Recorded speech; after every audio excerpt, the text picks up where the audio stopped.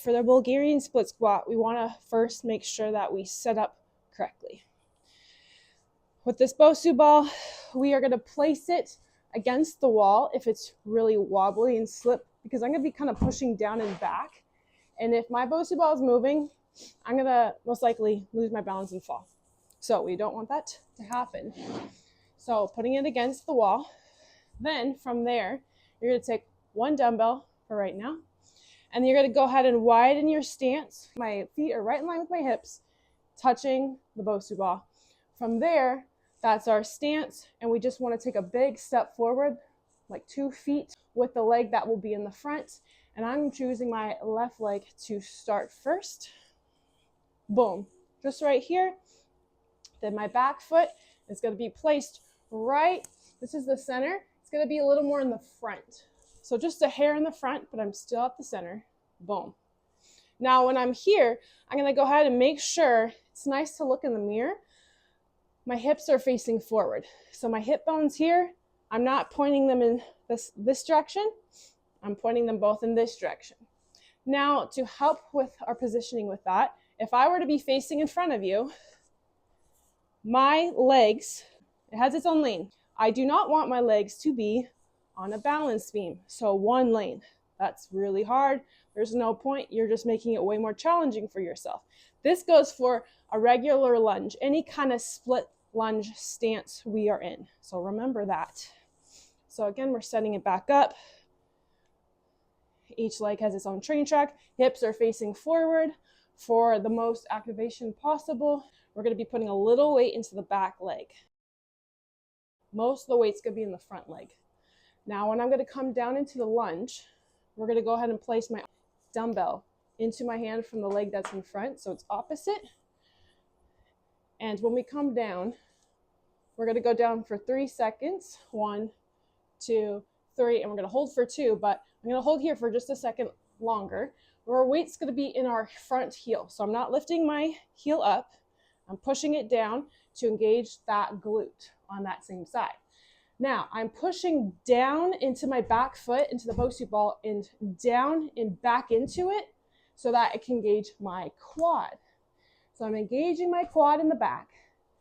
I'm engaging my front glute by pressing into this heel, but not just the heel. We want the toe to be pressing down too, but mostly focusing on that heel. And both hamstrings are working, so we're hitting 3 birds with 1 stone here, which is really nice. That's why the split squats are so painful and uncomfortable, because we're hitting the big muscle groups all at the same time. So here, 1, 2, 3. Hold for 1, 2. Work on that balance, and then exhale. 1, 2, 3. When it comes to the breathing, inhaling down at the easier part. Hold your breath for a second, and then you're going to exhale, firing up and bracing your abs to help lift you up. Now, I like to have my opposite hand with the weight to this leg, because it gives me a little bit, it makes me want to lean this way, but I need to work on my stabilizer muscles and keeping my core tight. So I'm trying to stay up nice and tall and have the other hand on my hip. Making sure, though, because we just have one weight in our hand, we're not rounding our back. We don't want to think about just the legs. We want to make sure we're opening up the shoulders and opening up the chest. So opening up, rolling the shoulders back, and locking our lats in. So if I have oranges under my arms, I'm squeezing them, making orange juice. That's going to lock this whole upper part of our body locked in, so we don't have to worry about it, so that we can get the most of our workout down below. Okay, one more time. Inhale down, leaning forward, exhale, shoot straight up. Now, just a little tip, and for your knowledge, if you lean back more into this lunge, you get a little more quad dominant. So you're getting this quad and the back quad. But if I'm stacking and leaning forward like a zigzag, like that human zigzag, I'm loading up on that glute. I prefer that. Now you can also play around with the weight. You can do, if you're not ready for that one and working on that little balance here, you can have the dumbbell or the kettlebell right at the chest, Leaning forward, keeping that core tight. You can have weight on each side. You really have to keep that upper body locked in. You got weight on both sides. It's easier to manage. You're not balancing, but you got more weight. So you can play around with the weight.